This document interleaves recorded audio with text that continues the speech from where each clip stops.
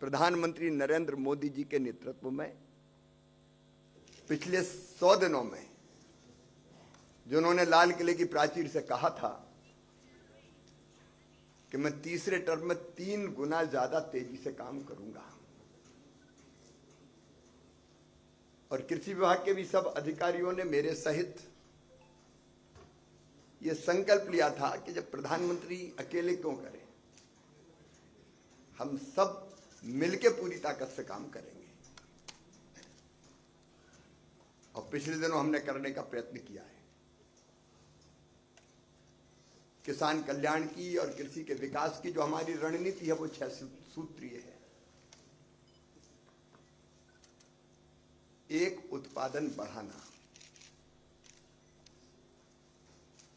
Per hectare yield कैसे बढ़े, और पिछले दिनों जो फैसले किए गए उसमें एक प्रमुख फैसला था 65 फसलों की 109 प्रजातियों के नए बीज प्रधानमंत्री जी ने किसानों को समर्पित किए थे। और वो किसी हाल में नहीं, खेत में जाके ही किए थे। मित्रों, आप सब जानते हैं क्लाइमेट चेंज, ग्लोबल वार्मिंग के कारण नई चुनौतियां कृषि के सामने भी है, और कई बार सूखा और कहीं बाढ़। कई राज्य तो ऐसे हैं कि जो बाढ़ और सुखाड़ दोनों का सामना करते हैं। वैसी परिस्थितियों में अगर तापमान बढ़े तो भी उत्पादन ना घटे और बेहतर उत्पादन। जल भराव की स्थिति में कैसे बेहतर उत्पादन हो सकता है, कम पानी में कैसे अच्छी फसलें हो सकती है, फसलों पर लगने वाले जो रोग हैं, कीट इत्यादि लगते हैं, उनका मुकाबला कैसे कर सकते हैं, ऐसी बीजों की ये वैरायटी हमने किसानों को समर्पित की। लेकिन इसमें एक समस्या और आती है, बीज तो बन गया, बीज किसानों के पास जल्दी कैसे पहुंचे। कई बार समय इतना लग जाता है कि ब्रीडर सीड, उससे फिर फाउंडेशन सीड, उसके बाद सर्टिफाइड सीड, तो समय बहुत लगता है। लेकिन इस बार हमने रणनीति बनाई, राज्यों से इंडेंट बुलवा लिए रबी के लिए ही, कि गेहूं की अगर वैरायटी है तो आपके यहां कितना उत्पादन करेंगे, ये ब्रीडर सीड आप लेके जाओ। हमारे कृषि विज्ञान केंद्र, हमारे एग्रीकल्चर कॉलेज, यूनिवर्सिटीज के पास जो जमीनें उन पर, और निजी निवेशकों को भी हमने ये बीज उपलब्ध कराया ताकि जल्दी से जल्दी इनका लाभ किसानों को मिल सके। उत्पादन बढ़ाने के लिए दूसरी सबसे बड़ी चीज है, आप जानते हैं, समय पर सस्ता फर्टिलाइजर किसान को उपलब्ध हो जाए। मित्रों, यूरिया की एक बोरी आती है 2366 रुपए की, हम किसानों को उपलब्ध कराते हैं 266 रुपया में। डीएपी की एक बोरी आती है 2433 रुपए की, हम किसानों को उपलब्ध कराते हैं 1350 रुपया में। पूरी सूची है मेरे पास, उपलब्ध हम कराएंगे। लेकिन बीच में रूस और यूक्रेन वार के कारण भी, बाकी परिस्थितियों के कारण भी, जो फर्टिलाइजर के जहाज थे उनको घूम के आना पड़ा, समय भी ज्यादा लगा, ट्रांसपोर्टेशन का खर्चा बढ़ा, तो 2625 करोड़ रुपए का एक नया पैकेज सरकार ने दिया ताकि इस कीमत पर हम किसान को यूरिया, डीएपी जैसे खाद उपलब्ध करा सकें। और कल आपने देखा होगा रबी की फसल के लिए भी 24,475 करोड़ रुपए केवल रबी के लिए, जिसमें यूरिया सम्मिलित नहीं है, कैबिनेट ने मंजूरी दी। पिछले साल 1,94,000 करोड़ रुपया फर्टिलाइजर की सब्सिडी में दिए थे सरकार ने, और इस साल भी इसके आसपास ही राशि जितनी भी जरूरत होगी सरकार उपलब्ध कराएगी ताकि फसलों का उत्पादन बढ़ सके। आधुनिक तकनीकी आईसीआर ने 100 नई पद्धतियां कृषि की, उनको डेवलप करने का काम किया है जो उत्पादन बढ़ाने में सहायक होगी इन 100 दिनों में। दूसरा हमारा सूत्र है उत्पादन की लागत घटाना। जितना जरूरी उत्पादन बढ़ना है तो उत्पादन की लागत में कभी कैसे आए। अब उसका एक तरीका तो है कि आपने सस्ता फर्टिलाइजर दे दिया। दूसरे आपको ध्यान होगा प्रधानमंत्री जी ने 16 जून को, तब देवेश चतुर्वेदी जी उत्तर प्रदेश में हुआ करते थे, प्रधानमंत्री किसान सम्मान निधि पहला फैसला किया था प्रधानमंत्री जी ने तीसरी कार्यकाल का कि किसानों के खाते में वो डाली जाएगी।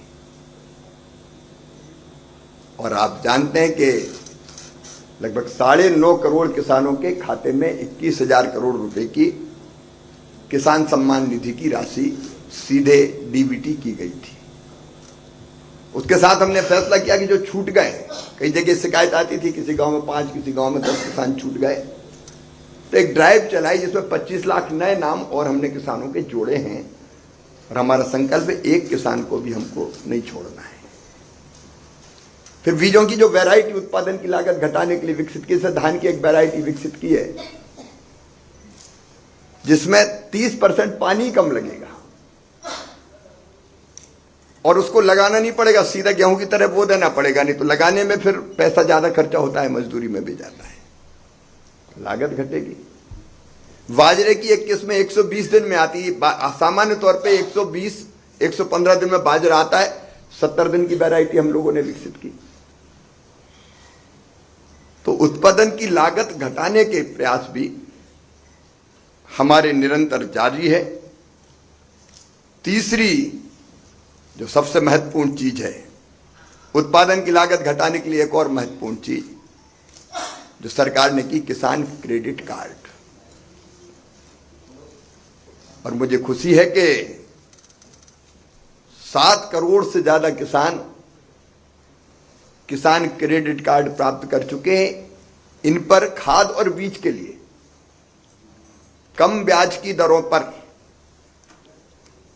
मतलब बैंक तो ब्याज लेता है लेकिन सरकार उस ब्याज को भरती। इस बार 22,600 करोड़ रुपए का प्रावधान किया है, इन्हीं 100 दिन के अंदर किया,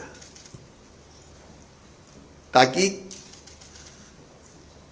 अगर हम देखें तो प्रभावी दर है 4%। वो समय पर पैसा जमा करता है, केवल 4% ब्याज पर उनको खाद बीज के लिए कर्जा मिलता है।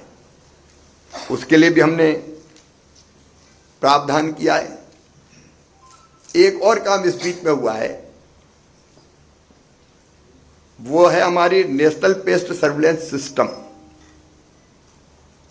वो हमने लॉन्च किया था। फसल में कोई रोग लग गया तो किसान जब तक बुलाता है, दिखाता है, पहचानता है, तब तक फसल का नुकसान बहुत हो जाता है। नेशनल पेस्ट सर्विलेंस सिस्टम में सीधे किसान मोबाइल से फोटो खींच के फसल में पत्तों का रंग बदल रहा है, कोई कीड़ा लग रहा है, वो डालता है और यहां से तत्काल उसको सलाह दी जाती है कि फलाना पेस्टिसाइड डालो, ये फलानी बीमारी है। तो ये भी किसान के लिए बहुत महत्वपूर्ण है। इसका उपयोग किसानों ने करना प्रारंभ कर दिया है। एक और सबसे महत्वपूर्ण मुद्दा है किसान को उत्पादन के ठीक दाम देना। और उसके लिए मित्रों आप जानते हैं एमएसपी की व्यवस्था। मुझे बताते हुए खुशी है कि मोदी जी के नेतृत्व में ही सरकार ने यह फैसला किया था कि उत्पादन की लागत पर 50% कम से कम जोड़कर फसलों के न्यूनतम समर्थन मूल्य तय किए जाएंगे। मैं कितने तय किए गए हैं वो पूरी सूची है, उसमें समय नहीं लगाना चाहता, आपको हम उपलब्ध कराएंगे। खरीफ के भी मिनिमम सपोर्ट प्राइस घोषित किए गए। और न केवल घोषित किए गए, एक जमाना था जब दूसरी सरकारें होती थी, यूपीए की सरकारें, मेरे पास आंकड़े, नाम मात्र की खरीदी भी नहीं होती थी। उन्होंने स्वामीनाथन कमेटी की सिफारिश को मानने से इनकार कर दिया था कि 50% से ज्यादा लाभ जोड़ के मूल्य तय करना चाहिए। लेकिन एमएसपी पर खरीद के लिए हमने पर्याप्त व्यवस्थाएं की है। जो कदम हमने उठाए आपने देखा होगा। पिछले दिनों मूंग की खरीदी, गर्मी की मूंग, समर मूंग, उसके रेट कम हुए एमएसपी से, तो हमने मूंग खरीदी की अनुमति राज्यों को यहां से दी कि किसानों की मूंग खरीदें। कई राज्य मूंग खरीदी के काम में लगे। फिर अभी अगर आप देखेंगे तो सोयाबीन, वो मिनिमम सपोर्ट प्राइस के नीचे बिक रहा है। हमने 2 फैसले किए प्रधानमंत्री जी के नेतृत्व में। एक फैसला किया कि मिनिमम सपोर्ट प्राइस पर सोयाबीन खरीदेंगे। कर्नाटक, महाराष्ट्र, मध्य प्रदेश राज्य सरकारों के प्रस्ताव आए, हमने तत्काल स्वीकृत किए। कल एक बड़ा फैसला किया पीएम आशा के अंतर्गत कि अभी तक जो तिलहन का उत्पादन होता था उसका 25% राज्य खरीद सकता था, उसको हमने राज्य नहीं राष्ट्र का 25% कर दिया। तो किसी राज्य को अपने यहां 25 से ज्यादा खरीदना है तो खरीदे, वो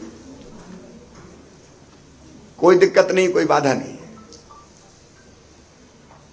और इसका फायदा यह होगा कि उससे ज्यादा भी सीमा से खरीदना है तो राज्य खरीदी अपने यहां कर सकेंगे। तो एक, हम मिनिमम सपोर्ट प्राइस पर खरीद सुनिश्चित करेंगे, उसका फैसला। और दूसरा, उसके साथ ही हम जानते हैं कि हम अपनी आवश्यकता का पूरा खाद्य तेल के लायक ऑयल सीड तिलहन पैदा नहीं कर पाते। हमारे यहां 55 से 60% तेल आयात होता है, खाद्य तेल। और बीच में जब कोविड के टाइम वो काफी महंगा हो गया था तो इंपोर्ट ड्यूटी घटा के 0% कर दी थी। अब उसके कारण सस्ता तेल हमारे देश में आ रहा था, पाम ऑयल। और सस्ता तेल आने के कारण हमारी सोयाबीन इंडस्ट्री उसका मुकाबला नहीं कर पा रही थी और किसानों का सोयाबीन नहीं खरीदती थी, तो नीचे जा रहे थे सोयाबीन के रेट। मैं प्रधानमंत्री नरेंद्र मोदी जी को हृदय से धन्यवाद दूंगा। किसानों के हित में यह फैसला किया गया कि खाद्य तेल पर जो इंपोर्ट ड्यूटी 0% है उसको बढ़ा के 20% कर दिया गया, ताकि सस्ता तेल ना सके विदेशी। और उसमें और सेस वगैरह सब अगर लगा के आप जोड़ेंगे तो 27.5% होता है इफेक्टिव जो इंपोर्ट ड्यूटी लगती है। रिफाइंड तेल का भी बढ़ा दिया गया। रिफाइंड ऑयल का लगभग 37% हो गया। अब इसके कारण हमारे यहां सोयाबीन के रेट बढ़ेंगे, ये विश्वास है। केवल सोयाबीन नहीं, बाकी भी, सरसों भी, मूंगफली भी, ग्राउंडनट। मैं ये इसलिए आपको बता रहा हूं कि हम दोनों तरह के प्रयत्न कर रहे हैं। एमएसपी पर खरीदें भी और नीति भी ऐसी बना दें कि जिसके कारण लाभकारी मूल्य किसान को मिल पाए। कल पीएम आशा में एक और महत्वपूर्ण फैसला करते हुए हमने अभी तक जो एजेंसीज खरीदती थी तिलहन, बाकी चीजें, उनके लिए बैंक गारंटी की सीमा थी 40,500 करोड़ रुपया, उसको बढ़ा के 45,000 करोड़ रुपया हमने कर दी, ताकि ज्यादा पैसे की जरूरत भी पड़े तो पैसे की कोई कमी ना रहे एजेंसीज के पास। हमने कोई कसर नहीं छोड़ी। एमएसपी पर खरीदी की उचित व्यवस्था करने में, और इन जो फैसले हैं इनका लाभ इसी सीजन में, खरीफ के सीजन में जब फसल आएगी तो किसानों को मिलेगा। जब जरूरत पड़ती तत्काल हम बड़े फैसले किसानों के लिए करते हैं, और इन सब का परिणाम यह होगा कि किसानों को लाभकारी मूल्य मिलेगा। वो हमारी प्रतिबद्धता है और उसको हम पूरा करके रहेंगे। इसके साथ मित्रों, कई बार हम देखते हैं ओला, इल्ली, सूखा, पाला, बाढ़, बरसात, फसलें खराब हो जाती है। यद्यपि मुझे इस साल बताती हुई प्रसन्नता है कि 23-24 के लिए जो अंतिम अनुमान हम लोगों ने फसलों का लगाया था, देश में कुल खाद्यान्न उत्पादन वो 332.2 मिलियन टन अनुमानित है, जो पिछले साल से 2.6 मिलियन टन अधिक है। मतलब 2,60,00,000 क्विंटल अधिक है। और खरीफ की फसलों का कवरेज भी बढ़ा है काफी, पिछले साल की तुलना में 2% ज्यादा है। चावल का क्षेत्र 16 लाख हेक्टेयर बढ़ा है और मक्का का 4 लाख हेक्टेयर बढ़ा है। लेकिन फिर भी कई जगह बारिश ज्यादा हुई। कई बार ऐसा होता है। अच्छा, कई राज्य तो बिहार जैसे बाढ़ और सुखाड़ दोनों का सामना करते हैं, तो किसानों को उस समय जब नुकसान हो जाए उसकी भरपाई जरूरी है। मैं स्वयं तेलंगाना और आंध्रा गया था, बाढ़ से हुए नुकसान को देखने किसान के खेतों में गया। स्थानीय सरकार के मंत्रियों और अधिकारियों के साथ हमारी केंद्रीय टीम गई यहां से, और वैसी परिस्थिति में किसानों के लिए प्रधानमंत्री फसल बीमा योजना संबल बन के खड़ी हुई है। प्रधानमंत्री फसल बीमा योजना में लगातार किसानों का विश्वास बढ़ता जा रहा है। पुरानी सरकारों में लोनी किसान केवल 20 लाख होते थे इस योजना में, जो उस समय जो बीमा की योजना थी। अब उनकी संख्या 5 करोड़ से ज्यादा बढ़ गई, और जितना प्रीमियम किसानों ने दिया उसका 3 गुना क्लेम बीमे का बीमा कंपनियों को देना पड़ा है। यहां से लगातार हम लोग प्रयत्न करते हैं कि फसल बीमा योजना के अंतर्गत अधिकतम किसान सम्मिलित हो, और जब जरूरत पड़ती है विशेष पैकेज के रूप में भी उन राज्यों को पूरा सहयोग किया जाता है, ताकि किसान के नुकसान की भरपाई फसल बीमा योजना के इतर भी करना पड़े तो कर सके। मित्रों, हमारा लक्ष्य है केवल परंपरागत फसलें नहीं, लाभकारी मूल्य देने के लिए और देश की जरूरत पूरी करने के लिए। जैसे दलहन का भी हमको आयात करना पड़ता है, तो कैसे देश आत्मनिर्भर हो। आत्मनिर्भरता के लिए जैसे इस साल हमने फैसला किया, हमने दलहन उत्पादक राज्यों के साथ बैठक की और तय किया कि तुअर, तूर, अरहर अलग अलग नाम है, मसूर और उड़द, तीनों जितनी किसान पैदा करेगा पूरी खरीदेंगे हम एमएसपी पे। रजिस्ट्रेशन करा ले, पूरा का पूरा खरीदेंगे, कोई सीमा नहीं। हमने कृषि का विविधीकरण हो, फलों की खेती, फूलों की खेती, सब्जियों की खेती, औषधि खेती, कृषि वानिकी, उसके साथ मधुमक्खी पालन, मछली पालन। अब बांस मिशन का हमारा काम चल रहा है। कई राज्यों ने हजारों हेक्टेयर में, और महाराष्ट्र जैसे राज्य में तो अब वो लाखों तक पहुंच रहा है, बांस का उत्पादन शुरू कर दिया। तो परंपरागत फसलों के साथ साथ हम बागवानी की, हॉर्टिकल्चर की, और बाकी फसलें भी उत्पादित करें, उसके प्रयत्न में हम लोग लगे हैं। हार्टिकल्चर की फसल में एक दिक्कत आती थी, अच्छे पौधे नहीं मिलते थे लोगों को। क्लीन प्लांट अंग्रेजी में कहते हैं, स्वच्छ पौध। किसी नर्सरी से ले लिया और पता चला वो उतना अच्छा था ही नहीं, और किसान परेशान हो जाता, पैसा भी खर्चा हो जाता है। तो हमने एक योजना इन्हीं 100 दिन के अंदर लॉन्च की, क्लीन प्लांट की। स्वच्छ पौध उपलब्ध कराएंगे, उसके 9 अत्याधुनिक सेंटर बना रहे हैं हम, अलग अलग फसलों के, और उनके माध्यम से 4 साल के अंदर अंदर हम 4 से 6 करोड़ अलग अलग हॉर्टिकल्चर की फसलों के अच्छे प्लांट जो रोगों का मुकाबला कर सके, उनको उपलब्ध कराने का काम करेंगे। क्योंकि कृषि विविधीकरण का साहस वो तभी करेगा, संरक्षित खेती उसके लिए। और फिर प्रधानमंत्री सूक्ष्म सिंचाई योजना,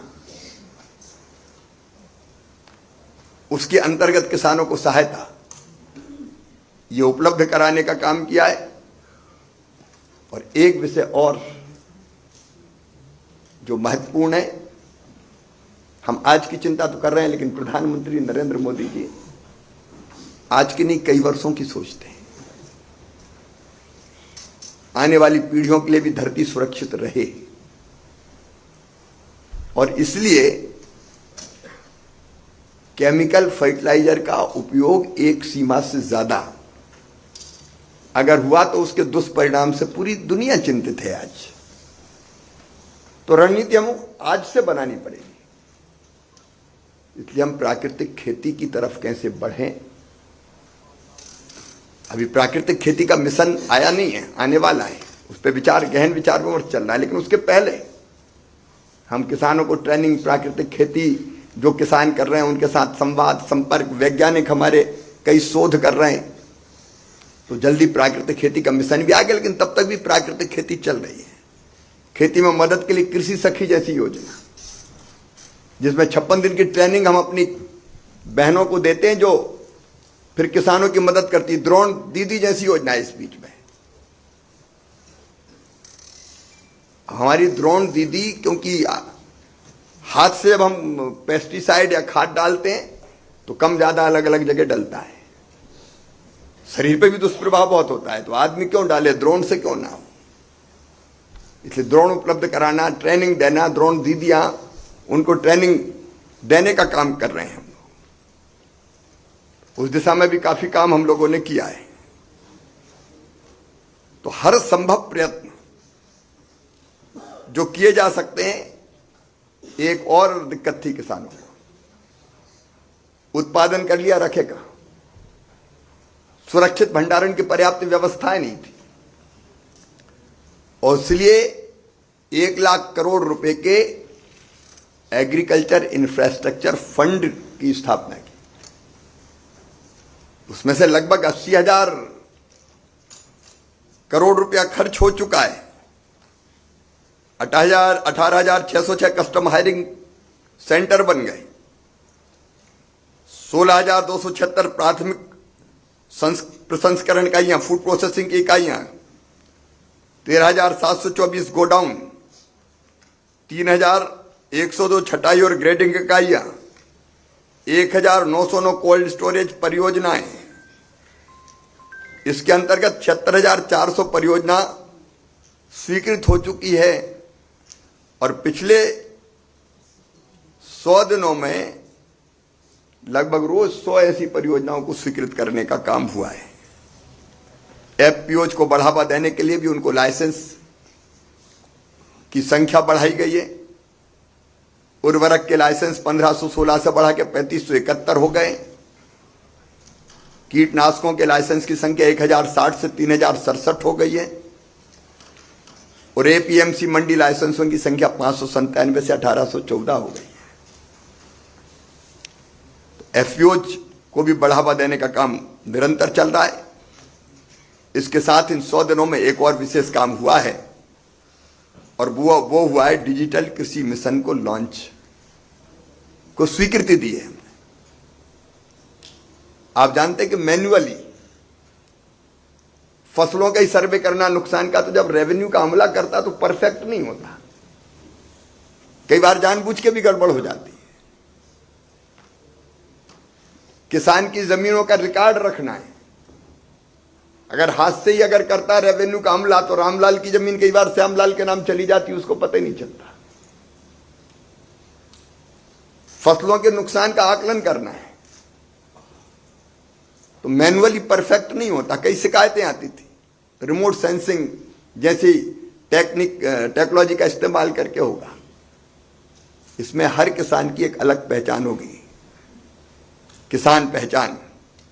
राज्यों के साथ मिलकर भी हम इस काम को जल्दी करना चाहते हैं और हमारी अभी कई राज्यों के साथ 19 राज्यों के साथ डीपीआई के निर्माण के लिए समझौता हो गया है। यह भी किसान के लिए बहुत क्रांतिकारी साबित होगा, उसके लाभ के लिए। एक और हम व्यवस्था कर रहे हैं जिसका फैसला आपने कर लिया है, लैब टू लैंड। वैज्ञानिक किसान तक जानकारी बहुत जल्दी कैसे पहुंचा सके, नहीं तो एक रिसर्च होता है बरसों लग जाते हैं किसान तक पहुंचने में। तो एक आधुनिक कृषि चौपाल अक्टूबर में हम प्रारंभ करने वाले हैं। इस आधुनिक कृषि चौपाल में वैज्ञानिक और किसानों के बीच संवाद होगा हर महीने में एक बार, जिसमें आधुनिक रिसर्च की, शोध की और तकनीकी की जानकारी सीधे वैज्ञानिक किसान को देंगे, दूरदर्शन और हमारे आकाशवाणी के माध्यम से। तो वो भी उसकी तैयारी हमारी चल रही है। कई बार किसानों की शिकायतों के अलग अलग हमारे पास प्लेटफॉर्म में कोई ऐप है अलग अलग, लेकिन मुझे लगता है कि कोई एक और प्रभावी व्यवस्था होना चाहिए। फसल बीमा योजना का लाभ नहीं मिला, किसान सम्मान निधि में सम्मिलित नहीं हुआ, कई तरह की चीजें हैं। तो उसके लिए भी एक कॉल सेंटर जिसका एक नंबर होगा और जिसकी मॉनिटरिंग मैं खुद करूंगा, तो वो भी हम प्रारंभ करने वाले। पिछले दिनों कृषि मंत्री अलग अलग राज्यों की उनकी टीम के साथ मैंने मिलना प्रारंभ किया। जैसे कल बिहार की कृषि मंत्री और उनकी पूरी टीम आई थी, क्योंकि राज्यों का विषय है कृषि और हम राज्यों के साथ ही मिलकर काम करते हैं, राज्यों की कोई सहयोग करते हैं। तो इसमें केंद्र और राज्य मिलकर काम करें, इसलिए अलग अलग मुद्दों पर राज्यों के कृषि मंत्रियों की बैठकें लगातार हो रही है। कई राज्यों के साथ हम बैठक कर चुके हैं और कुछ राज्यों के साथ अभी होना है। अभी नाम बताने में मेरे पास सूची है, कई राज्यों के साथ हम कर चुके हैं। वो बहुत उपयोगी, क्योंकि सीधे सीधे केंद्र और राज्य साथ बैठे ना। कृषि भवन काय के लिए, केवल हमारे बैठने के लिए थोड़ी है और अफसरों के बैठने के लिए थोड़ी है। तो राज्य के लोग भी आए, हम साथ बैठे और मिलकर तय करें। तो अभी तक मध्य प्रदेश, बिहार, उत्तर प्रदेश, पंजाब, राजस्थान, आंध्र प्रदेश, छत्तीसगढ़, महाराष्ट्र, सिक्किम, असम, मेघालय, हरियाणा, इनके साथ बैठकें हो चुकी है। बाकी राज्यों के साथ कर रहे हैं, हम सब राज्यों के साथ करेंगे। और अंत में एक बात और, किसानों से सीधा संवाद। कई चीजें संवाद से, मैं खेतों में भी जाने की कोशिश कर रहा हूं कृषि मंत्री के नाते। कृषि विज्ञान केंद्रों में भी बैठक कर रहे हैं, खेतों में भी मिलने की कोशिश कर रहे हैं। लेकिन हर मंगलवार को अब मैं ये तय कर रहा हूं कि सवेरे का समय दोपहर के भोजन के पहले का, ये किसानों से, किसान संगठनों से संवाद का ही समय होगा। पहले से सूचना देके और समय तय करके जो भी आएंगे हम बात करेंगे, संवाद करेंगे, ताकि कोई समस्या आए तो मिलके उसका समाधान हम लोग कर पाए। मित्रों, प्रयत्न है अन्नदाता के जीवन को बेहतर बनाने का, प्रयत्न है देश की खाद्य सुरक्षा हम मजबूत बनाए रखें। और व्यक्तिगत रूप से मेरे लिए किसानों की सेवा भगवान की पूजा है और प्रधानमंत्री जी के नेतृत्व में, उनके मार्गदर्शन में हम निरंतर ये काम कर रहे हैं। ये अच्छे फैसले, उनकी सदिच्छा और किसानों के प्रति जो उनकी मन में तड़फ है, उसी के कारण कर पाए। मैं उनको बहुत धन्यवाद देता हूँ। धन्यवाद सर। अब पत्रकार मित्र 100 दिनों की उपलब्धियों से संबंधित प्रश्न पूछ सकते हैं। आपसे अनुरोध है कि प्रश्न पूछने से पहले अपना तथा संस्थान का परिचय दें। 104 नंबर।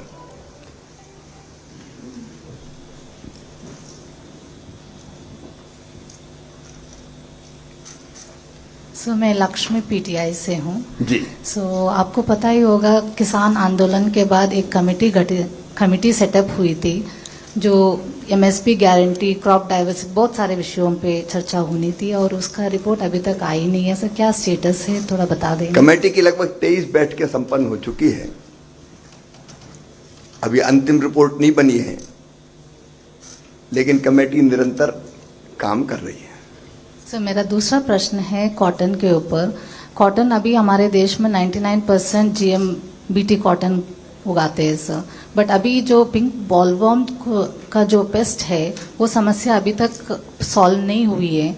तो कुछ कंपनियां जीएम एडवांस टेक्नोलॉजी के अप्रूवल के लिए उन्होंने अप्लाई किया, अभी तक किया हुआ नहीं है सर। इसका क्या कारण है? क्या जीएम मस्टर्ड की वजह से ये रोक के रखे नहीं, अभी उस पर विचार विमर्श जारी है।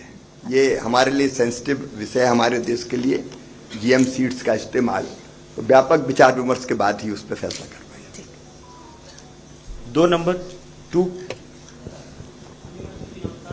अपना माइक ले लीजिएगा, नहीं तो।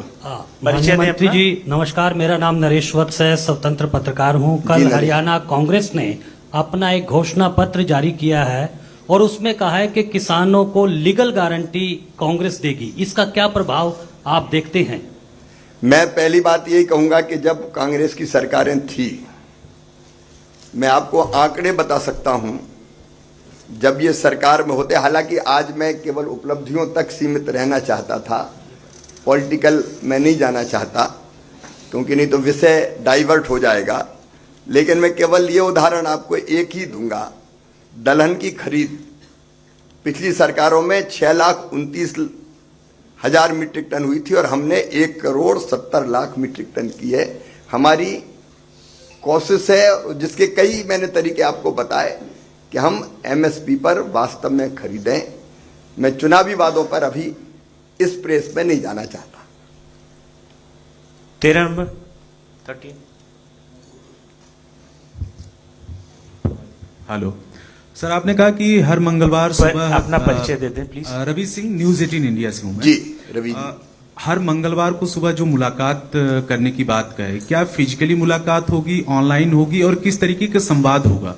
ऑनलाइन काय को करेंगे, डायरेक्ट डायलिंग करेंगे, सब आमने सामने बैठ के बात करें। जो मिलना चाहते हैं, मैंने इसलिए किया, कई बार मिलना चाहते मिल नहीं रहे, तो समय तय कर दें, और उस समय में जो किसान पहले से किसान संगठन बताएंगे मिलना है, तो हम तय करके उनको बुलाएंगे, उनके साथ चर्चा करेंगे।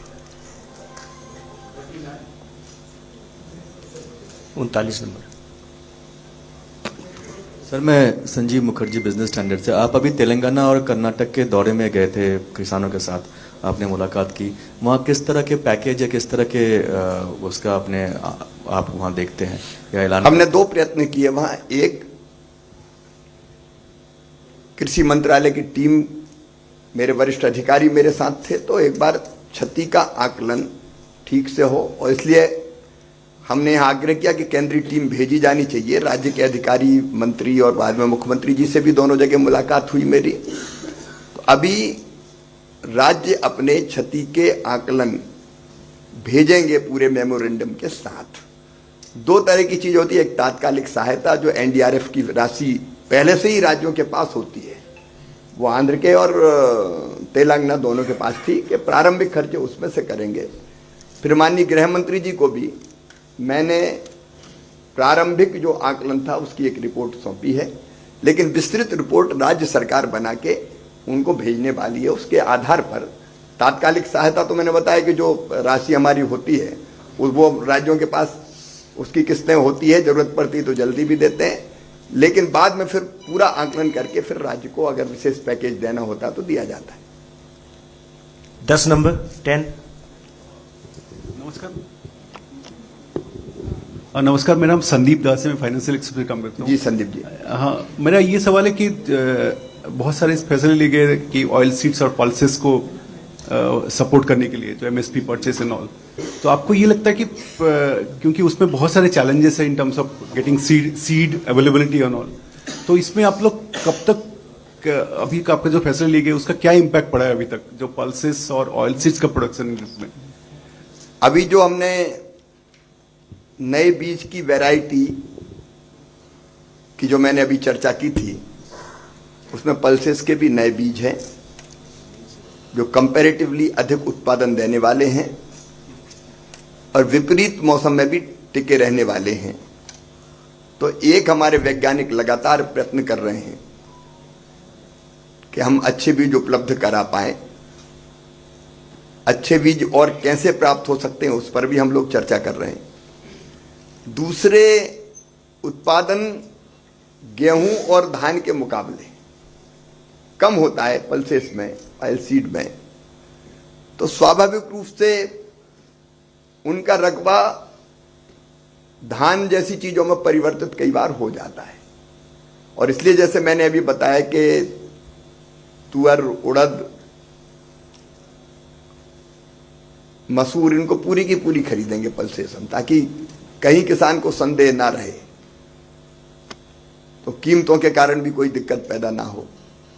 तो प्रयत्न जारी है और मुझे लगता है कि आगे सफलता मिलेगी, हम आत्मनिर्भर होंगे। 123 123। सर, मैं दीपक चौबे आईएनएस से। जी दीपक जी। सर, कोरोना काल के संकट में प्रधानमंत्री ने स्पेशल पैकेज किसानों के लिए दिया था, उसका स्टेटस क्या है और क्या क्या लाभ अभी तक किसानों को मिला है? एक स्पेशल पैकेज जैसे मैंने बीच में चर्चा की, एग्रीकल्चर इंफ्रास्ट्रक्चर फंड, इसके रूप में प्रधानमंत्री जी ने 1 लाख करोड़ की घोषणा की थी। मुझे बताते हुए खुशी है, जो मैंने बीच में थोड़ा सा यहां आपको आंकड़े दिए थे, उसमें से अभी तक 76,400 परियोजनाएं, उनके लिए 48,500 करोड़ रुपए की राशि स्वीकृत की गई है। लोगों ने, जो निवेशकर्ताओं ने अपनी राशि लगाई है, वो मिला के लगभग 76,000 करोड़ रुपए के आसपास की राशि हो जाती है। और उससे कई संरचनाएं बन रही है, जैसे कस्टम हायरिंग सेंटर, प्राथमिक प्रसंस्करण इकाइयां, उनमें भी ये बात आई थी कि कुछ परिवर्तन करना चाहिए, तो हमने बीच में परिवर्तन किया। जैसे प्राथमिक प्रोसेसिंग हो सकती थी, मतलब गेहूं से आटा बन सकता था, लेकिन आटे से बिस्किट बनाना चाहे तो नहीं बना सकते थे, हम उसको भी परमिट किया है। तो ऐसी कई संरचनाएं, गोडाउन बने, छटाई ग्रेडिंग की इकाइयां बनी हैं, कोल्ड स्टोरेज बने हैं, तो इन पर लगातार हम लोग काम कर रहे हैं। सर, किसानों से एक और भी सवाल है। जिस तरीके से कल कांग्रेस ने अपना घोषणा पत्र जारी किया, तो उसको कह रहे कि हरियाणा में एमएसपी देंगे, पर वो कर्नाटक, तेलंगाना में और हिमाचल में एमएसपी की बात नहीं करते। आखिर वहां पर क्यों? क्योंकि वहां पे भी तो सरकार कांग्रेस की है। आज मेरे मन में यह है कि मैं जो उपलब्धियां बताई वो बिना राजनीतिक चुनावी वादे, उनको नहीं, तो वो सब चीजें विषय डाइवर्ट हो जाएगा, उस पर अपन अलग से बात करेंगे। 266 266। सर नमस्कार, मैं दिवाकर हूँ, ऑल इंडिया रेडियो। दिवाकर जी नमस्कार। नमस्कार सर, आपने कुछ समय पहले प्रधानमंत्री जी के मन की बात कार्यक्रम की तर्ज पर किसान की बात कार्यक्रम की घोषणा की थी, वो कब से शुरू होगा और उसकी ये रूपरेखा? आधुनिक कृषि चौपाल उसको नाम दिया है हमने, क्योंकि उसका उद्देश्य ये था कि वैज्ञानिक और किसानों में सीधी बात हो, कोई नहीं और कोई बैठे, क्योंकि रिसर्च के बारे में रियल टाइम तत्काल कैसे लाभ मिले। आज एक शोध किया आईसीआर ने, तो तत्काल उसका लाभ कैसे मिल पाए तुरंत किसानों को, इसलिए अब उसका नाम हमने किया आधुनिक कृषि चौपाल, और उसकी तैयारी पूरी है। अक्टूबर के महीने में हम उसको प्रारंभ कर रहे हैं। इतनी करेंगे कि महीने में एक दिन तय होगा पहले से, किसानों में व्यापक प्रचार प्रसार करेंगे। इस महीने के अंत तक हम आपको बता देंगे कि किस दिन होगा, वो तैयारी हमारी उसकी पूरी है, और उसमें सीधे वैज्ञानिक और किसान बात करेंगे। 76। सर नमस्कार, मेरा नाम पूनम है, मैं अमर उजाला से हूँ। नमस्कार, मेरे दो पूनम। प्रश्न हैं। एक पहला प्रश्न है कि जो मसूर और उड़द कह रहे हैं कि सभी किसानों से खरीदेंगे, तो उसका मैकेनिज्म क्या होगा? किसान संवाद कब से शुरू होगा? और एक मेरे जहन का प्रश्न है और ये किसानों से जुड़ा है। 2022 तक हमने वादा किया था कि हम उनकी आय दुगनी कर देंगे, तो अब अगर मैं बात करूं तो आय कब तक दुगनी होगी? कब तक अन्नदाता कहेगा कि मुझे इतनी आय मिल रही है कि मैं आर्थिक रूप से सक्षम हूं? एक तो आपने प्रारंभ में कृषि चौपाल, आपने पहला क्या पूछा था? किसान संवाद, तो मैं मंगलवार से शुरू करूंगा जी, कमिंग मंगलवार। कभी अगर विशेष परिस्थिति ऐसी बनी कि किसी कारण मंगलवार को रहना संभव नहीं है, अपवाद होगा ये, मान लीजिए राष्ट्रपति जी का कहीं मेरे विभाग का कार्यक्रम बन गया तो फिर मुझको जाना पड़ेगा, एक उदाहरण दिया मैंने, तो वो मंगलवार का सोमवार या बुधवार हो सकता है, अपवाद में। नहीं तो मंगलवार को फर्स्ट हाफ में मैं संवाद प्रारंभ करूंगा। किसानों की आय बढ़ाने के प्रयत्न लगातार जारी है। कई सर्वे हुए हैं जो ये कहते हैं अलग अलग फसलों के कि कई किसानों की आय दुगनी नहीं, दुगनी से भी ज्यादा हुई है अलग अलग, लेकिन वो कई बार अलग अलग फसलों पर और मौसम की परिस्थितियों पर डिपेंड करते हैं। 95। मंत्री जी, मैं डीडी न्यूज से अनुज यादव। मैं आपसे जानना नमस्कार चाहता हूं कि आप लंबे समय तक आप राज्य के मुख्यमंत्री भी रहे हैं, ऐसे में आज आप केंद्र में कृषि मंत्री हैं, मुख्य रूप से क्या कुछ शिकायतें और मांगे राज्यों की रहती हैं केंद्र सरकार से? दो तीन चीजें रहती है मुख्य रूप से। अब जैसे अभी फसल बीमा योजना के मामले में कई राज्यों ने हमसे मांग की कट ऑफ डेट बढ़ाओ साहब, सभी किसानों का बीमा नहीं हो पाया, हमने कट ऑफ डेट बढ़ाई। जैसे मैं गया महाराष्ट्र बीच में, तो कुछ किसानों ने कहा कि सारी औपचारिकताएं पूरी होगी, फसल बीमा योजना का हमको क्लेम नहीं मिला। तो जैसी शिकायत मिली हमने यहाँ बैठक की, कार्रवाई की और फिर बीमा कंपनियों को बुलाया और उनको क्लेम किसानों को 2 लाख किसानों को उपलब्ध करवाया। एक रहता है हर एक राज्य अपने फर्टिलाइजर के आंकड़े देता है कि हमको इतना फर्टिलाइजर चाहिए। उन आंकड़ों में भी कई बार फेरबदल, पहले अनुमान रहता है कि इतना देंगे, लेकिन बारिश अच्छी हो गई, एरिया बढ़ गया तो फिर उनकी डिमांड बढ़ जाती, तो फिर वो इंसिस्ट करते हैं कि नहीं अब इतना नहीं, इतना। तो कई बार केंद्रीय जो योजनाएं रहते हैं, कृषि विकास योजना, कृषि उन्नति योजना जैसी योजनाएं, उनमें सेंट्रल शेयर के मामले रहते हैं। कई बार सेंट्रल ये कहता है कि आपने यूटिलाइजेशन सर्टिफिकेट नहीं दिए, उनका कहना होता है कि फलानी किस्त नहीं मिली। तो इस तरह की चीजें। फिर रहता है टारगेट पूरा करने का मामला, जैसे हम दलहन और तिलहन का क्षेत्र बढ़ाना चाहते हैं, तो राज्य की अपनी कुछ चीजें रहती है कि सीड्स के बारे में, कुछ सुविधाओं के बारे में। मुख्यता ये रहती है, कुछ मेरे विभाग से संबंधित नहीं है, लेकिन सिंचाई योजनाओं के बारे में फिर राज्य बात करते हैं अलग अलग, क्योंकि खेती और सिंचाई का बहुत गहरा संबंध है। एमएसपी पे खरीदी जैसे विषय रहते हैं, तो लगभग इसी तरह की चीजें होती हैं। 129 पीछे। सर मैं आमिर हूँ न्यूज नेशन से। आवाज आ रही है मेरी? हाँ अमर जी, आवाज आ रही है। सर फसल बीमा योजना को लेकर के जो आपने बात करी, अभी उस पर थोड़ा सा आगे सवाल है। अभी इस साल जो है पूरा देश जो है बाढ़ त्रासदी को झेल रहा है। कई जगहों पे आप भी गए, आपने भी ग्राउंड पे उतर के लोगों के हालात देखे। क्या कोई आंकड़ा है इसका कि कितना बाढ़ से फसलें बर्बाद हुई हैं, और उसके मुआवजे की जो बात की जाती है, प्रधानमंत्री नरेंद्र मोदी जी ने भी ये कहा था कि बीमा के तहत जो है लोगों को उसका हर्जाना मिलेगा, तो कोई आंकड़ा सामने आपके है? अभी खरीफ की फसलों के लिए ही 2 करोड़ से ज्यादा किसानों ने बीमा करवाया। और मैं जो कट ऑफ डेट की बात कर रहा था, अलग अलग राज्यों ने हमको इन परिस्थितियों को देख के ही कहा कि कट ऑफ डेट बढ़ा दे बीमा की, तो सरकार उसकी अनुमति देती रही है। तो मुझे लगता है कि खरीफ की फसल में अब तक का शायद सबसे बड़ा नंबर होगा ये, इतने किसानों का हमने बीमा किया है।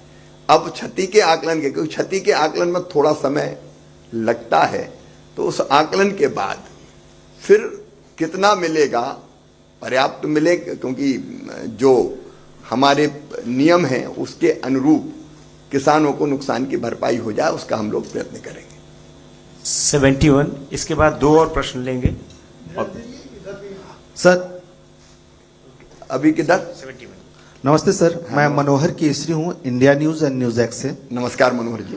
सर, हम डिजिटल इंडिया में बहुत ज़्यादा सक्सेसफुल हुए हैं, लेकिन किसानों को डिजिटली जोड़ने के लिए क्या किसी तरह का ऐप, क्योंकि 100 दिन में आपने कई इस तरह के फसलें भी, नई नई फसलों के बारे में भी लॉन्च किया आपने पूसा में, तो क्या कोई डिजिटली इस तरह का ऐप आप लोग लॉन्च कर रहे हैं या क्या फ्यूचर? और दूसरा, क्या केंद्र सरकार एमएसपी पर लीगल गारंटी पर कोई फ्यूचर विचार कर रही है?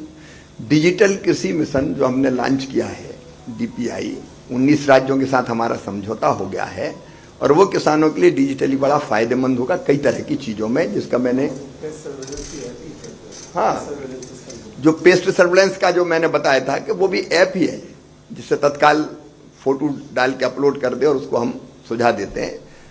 और मैंने पहले ही कहा कि एमएसपी देने में कहीं कोई कमी ना रहे, हम हर संभव उपाय कर रहे हैं। और मैंने बताया कल पीएम आशा में कई फैसले इसलिए किए गए हैं कि हम एमएसपी पर ज्यादा खरीद कर सकें। 3 नंबर पूछिए। मामूली जी नमस्कार। नमस्कार। एम के खान, मैं उर्दू दिल्ली से हूँ। नमस्कार। मैं अभी आपने क्रूड ऑयल और फूड ऑयल की जो स्पेसिफिक बात करी है, आपको लगता है कि आज की डेट में फूड ऑयल के जो ऑयल है प्राइस अप है? और दूसरा ये है कि सब्जियों पे कोई कंट्रोल नहीं है।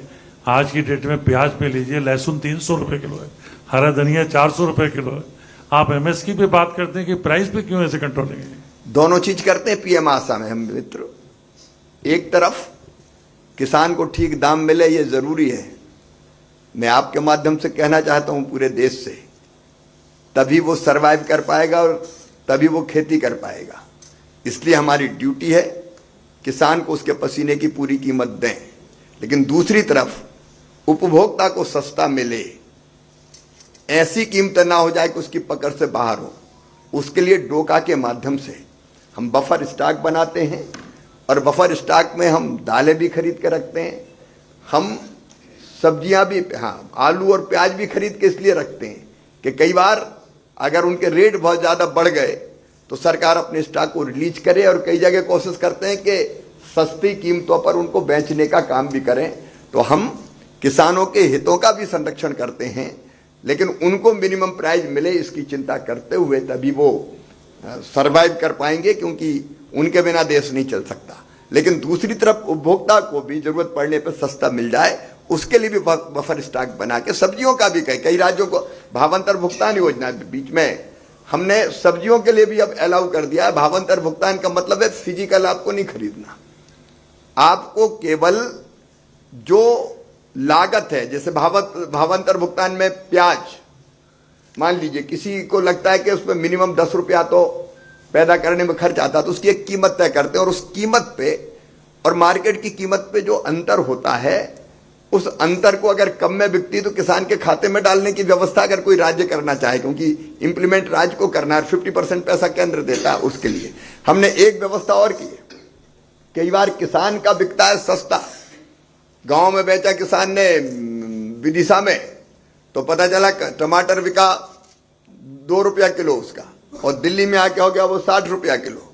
तो हमने ये तय किया कि हम कोशिश करेंगे किसान को ठीक रेट मिल जाए, लेकिन यहां बिक रहा है 60 रुपया किलो, तो वहां से ट्रक में भर के मार्केट में बेचने हम भेजेंगे, और जो ट्रांसपोर्टेशन का खर्चा और भंडारण का आएगा वो हम नाफेड जैसी जो संस्था खरीदेगी उसकी भरपाई उनको करेंगे, ताकि यहां थोड़ा सस्ता मिल जाए। तो ये दोनों तरह की कोशिशें हमारी रहती है। पूछ लीजिए जी।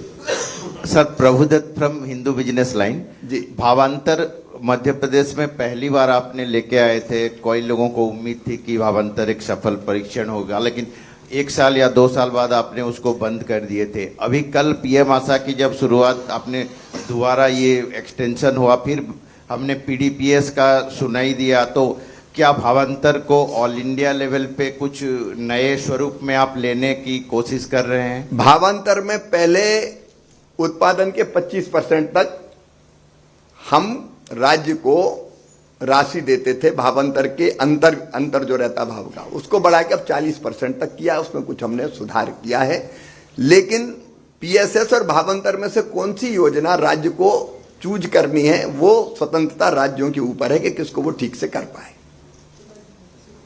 ठीक है, धन्यवाद आप सबको प्रश्नों के लिए। अभी सर आपके साथ चल रहे हैं, वहां पर आप बातचीत कर सकते हैं। आप सबको बहुत बहुत धन्यवाद। और चाय पर आपका, चाय का भोजन ही है ना, भोजन पर आपका स्वागत है।